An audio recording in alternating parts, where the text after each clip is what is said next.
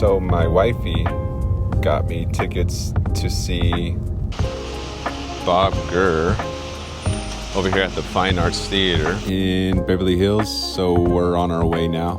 And it's a documentary screening that he's filming called Living by Design. And we are just approaching it right now, but we've never been out here. This is our first time out here, so I wanted to show you guys. I don't think I could take the camera in. I know it says that there's no filming or anything, but just wanted to show you guys what it looks like out here. This is our first time really in this area, but we'll see what it's about. We're right here in front of it actually, so let's see. I'll show you guys.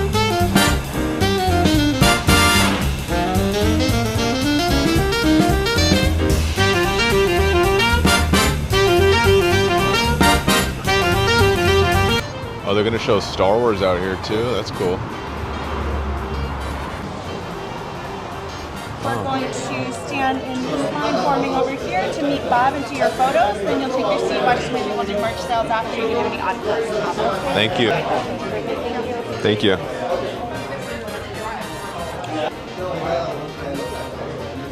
So we just arrived at the Fine Arts Theater here. About to meet Bob Gurr, Disney Imagineer. This is pretty exciting. Never been here before. This is our first time here, but I thought that was pretty cool. Got a signed poster, Bob Gurr. Got our pins and VIP pass. So let's see what this is all about. Living by Design, Bob Gurr. Sweet. It's Twitter, off the 15 freeway. High Desert. Oh, I thought you said hysteria. Yeah. How you doing, Bob? Hi, okay. How are you? I gotta put you on this side. Oh, Yeah. this side, okay. Yeah. How are you, Bob? Hysteria. Yeah. Inland Empire. If you start coasting fast to Victorville and look to the right there, you want to, Yep. There you go. Cute little airport. Oh, yes. That's all right. There we go. Okay. Hike to the southeast. Oh, there you go. To the there's hot springs. Uh-huh. It's on private land. I did that years ago. It's a long hike. Really? And then you come down this little valley, and it's all different levels with different temperatures of hot springs. Oh, wow. Yeah, because that's all volcanic area just east of Oh, my goodness. I'll Yeah. have to look into that. Yeah. All right. All right. It's Nice to meet you, Bob. Okay. Thank Yeah, you. we'll see All right. you. Thank you. So during the screening, we weren't allowed to record, so this was us just watching it. Time for some Q&A. So after the screening, we were able to ask Bob some questions, and this was during that time. Just go straight into Q&A, so maybe ask you questions you want to ask, let me know. Watch my language. I will get you, I'll repeat it or we'll get you a microphone for Bob. For those who don't know, I'm Frank H. Woodward, I'm the guy who did the film. Hey.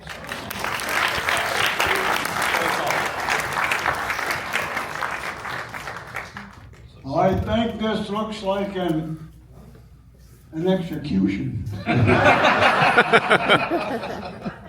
Your name and what's your question?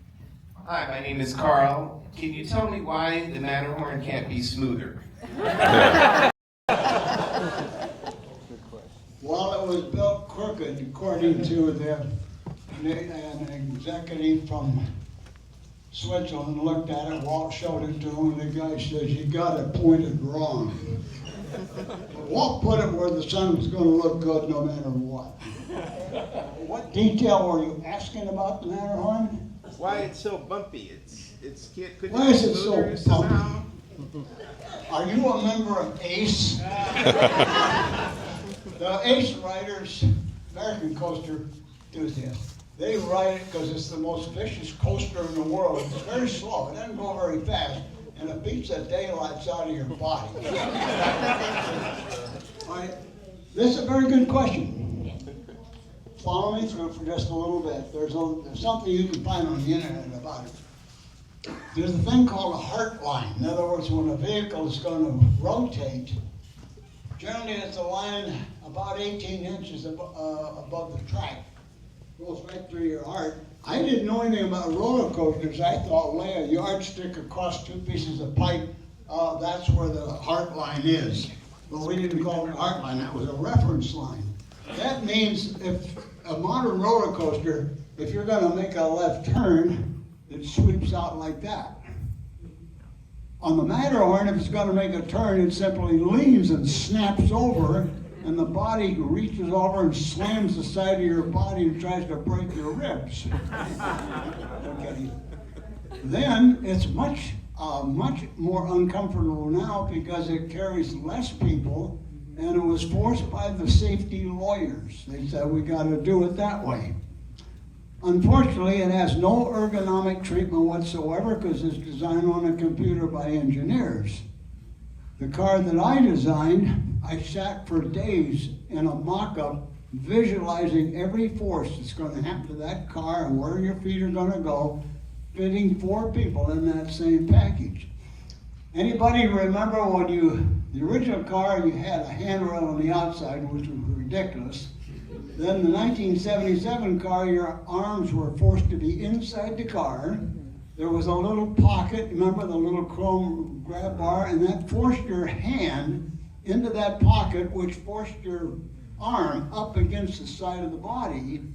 Now, when that car slammed you, the body got about a 6-inch run, and then it hit you. Now, the car moved, and you were with it. It never hurt. Now it's back to hurting. So Zach wants to know, what is the hardest thing you've done? None of them. They all got done. No, seriously, when you are asked to do a job that's never been done, and it's completely real. I did 100 jobs for Walt and 150 for everybody else, which nobody ever asked about. Every single one was different. I never did anything over again, so I never got good at anything. This is the weirdest thing, but guess what? Had I gone to college, an engineering college, and be taught how to be an engineer, they would have never taught me all the things that can go wrong in 250 jobs. Think of that. I had absolutely the best opportunity to learn more things on more stuff that was crazy, because a lot of the jobs I did were things other people turned down. They said, oh, that was way too risky. Well, I don't know, let's take a look, we'll figure that one out. And we did that. I worked with a lot of people who figured out how we can do some of this stuff. But the point now you learn is be careful when you say yes, because somebody said, Bob, we got a really wild gig for you. You want to take it? And my first question was, who else is on it? I work with the A team and no B and C teams ever. If the worst guy in a bunch is going to make a mess, I don't want my name on it. So I only pick a job that I know that for sure this is going to work. That's the way it works. My name is Brian. My question is, if you had the opportunity to speak with Walt one more time, what would you want to tell him? I live going forward only. I am not born with a reverse gear, and it's a hypothetical question. I don't mean to insult you, but we never go back. Things don't go back. They go forward at all times. So the question is a moot question. It happens all the time, because a lot of people say, oh, how would you like to live your life over again? No, we have a government right now that's trying to go backwards because it says you could do it on a little red hat. I'm not sure that's going to work. She wants to know if you're working on anything right now, and if so, what can you tell? I can't tell you, but I am.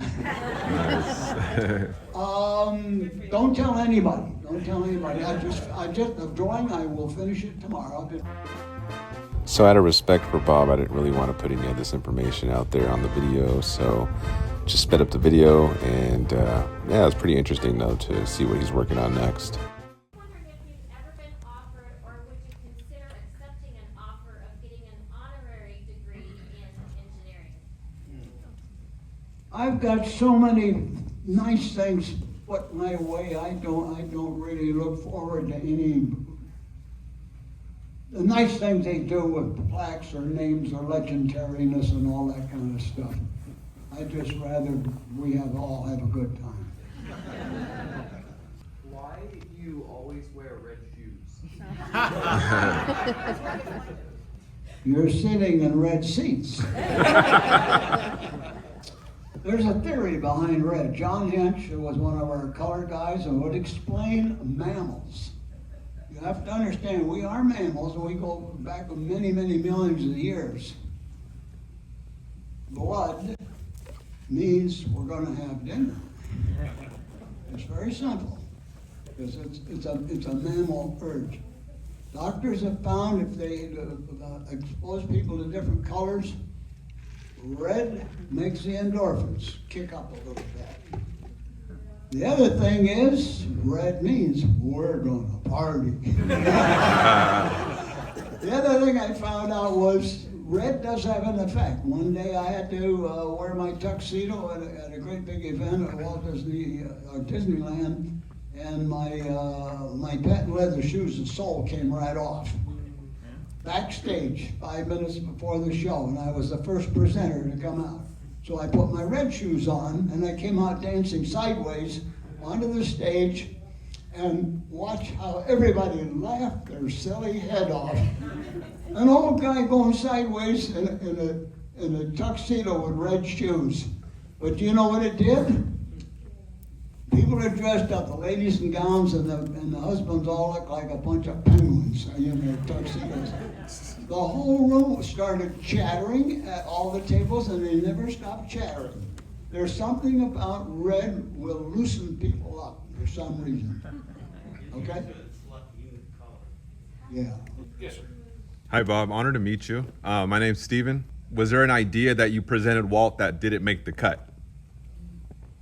I was never the guy to present, except for one, an idea of anything. You got to remember, everything that I did, the 250 jobs, I did not suggest the job. I am not a creator. I am a guy that an entrepreneur who's got a crazy idea has to go find somebody that'll say yes to a crazy idea. So I'm on the other end of a creative idea. An entrepreneur gets nowhere with all his pictures and little drawings and scripts and everything until he finds somebody that will dig a concrete hole in the ground and put a lot of metal in it. The exception is the fire engine. Walt was in my office one day, and we had a dead moment, and I says, Walt, we don't have a fire engine on Main Street anymore, because we had a horse-drawn one, which is not very practical or safe. And he just sort of said, no, Bobby, we don't. And about 10 minutes later, the accounting lady phones up and says, Walt was just here, write this number down as the project number for the new fire engine project. I'm gonna get a fire engine. Nice. And the reason that's important was a couple of years before I went over to Disney, Ward Kimball, one of the 9 old men, was a good friend of mine because we're all car guys, and he's a car and a steam nut at the same time. And he asked me to drive his 1916 American LaFrance fire engine in a parade in Temple City. Now, I'm a young guy and I drive a fire engine. I forever want one. I'm never going to make enough money to have one like a Ward Kimball. But there was that dead moment and I took it. Well, we don't have one because I want one. It turned out Walt was jealous of Ward because he had a fire engine. And Walt loved driving that fire engine all the time. I found out a couple of years ago that early in the morning he'd stay up in the firehouse there, like he'd come down Saturday night. He'd want to go out and tour the park in the morning. It was just lights getting light in the morning. And of the choice of vehicles all over that place, he could have had electric club cars that we got. No, he takes a fire engine out and uses it to drive around the whole park in the morning, then comes back in. Yes, fire engine is very important. Oh, and by the way, it is red. Question, Bob. The new rides, the new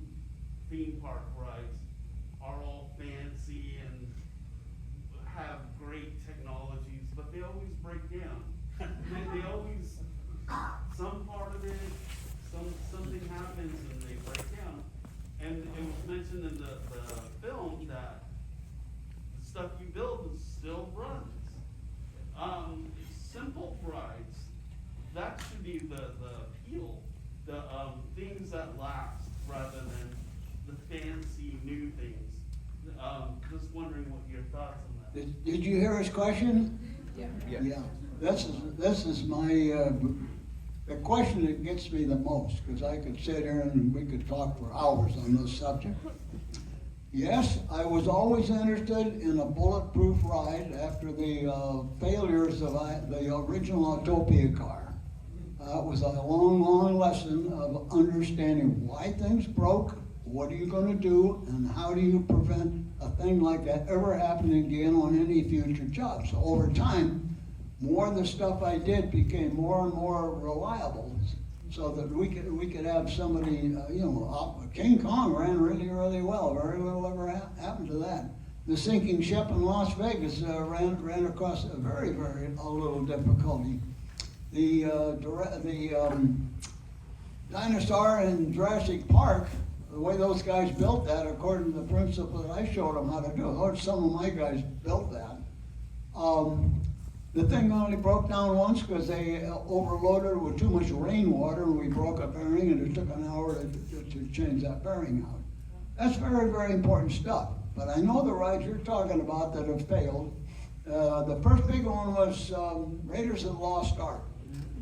That was troublesome, and it's still troublesome because it's a gigantic reach. And I remember there was a lot of scuttlebutt going around Imagineering. He says, we're never going to do a $100 million thing ever again. We learned our lesson. Well, nobody learned a lesson. In just a minute, let's back up a minute. This infernal chase for ever more technology, ever more, all these fancy words that are used for immersive and all that stuff. Why doesn't somebody write a good, nice story? And let's take a look at how you might make that into machinery. And think of the terms of what you don't build won't break. And I have that discussion with people all the time. And so I'd love to be here forever to discuss this issue. But it is a long-term historic time and expense. Simple thing. Why in the world would somebody build a theme park? A capital plant that sits out 24 hours a day in ultraviolet and temperature changes and everything with nobody coming in there. The whole thing is wearing out and needs maintenance, whether there's an attraction running or there's anybody there. And then the people that go there say, why do we have to pay so much for a ticket for all this fun we're having? They don't understand. You build an outdoor thing that's sensitive and it has to be kept in good condition. Why didn't you build a good-looking story inside a black warehouse with a good roof? Pardon my sarcasm, but I get a little on fire on that subject.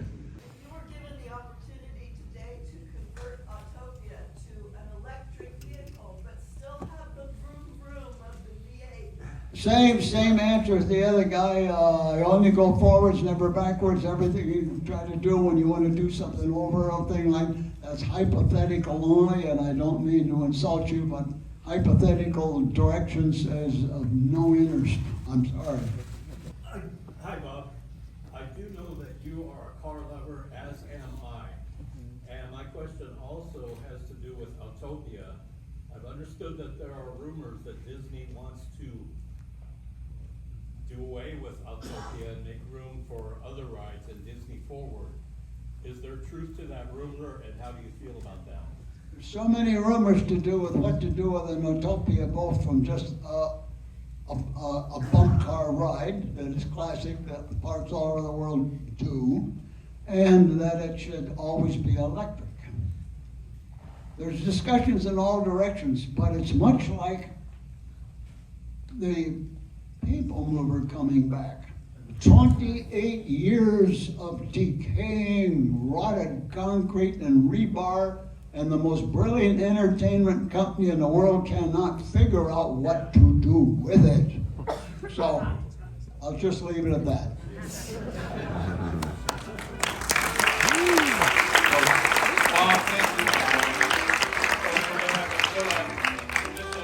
So Bob, we're going to be doing some more merchandise sales out there in the lobby for the folks who are interested.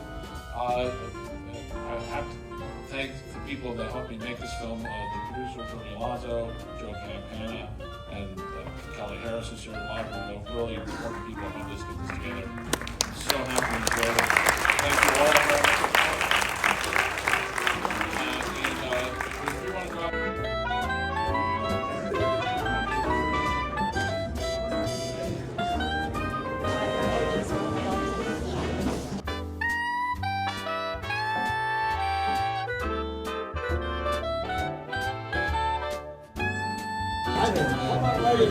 That sounds great.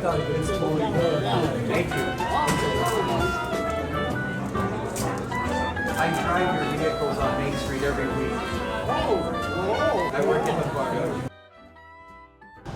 Well, we just finished with Bob Gurr, Living by Design. Bob Gurr has so much knowledge, so many things that he was involved in, and it was just really cool to see stuff that he worked on. I hope you guys enjoyed that, and we'll see you guys on the next one.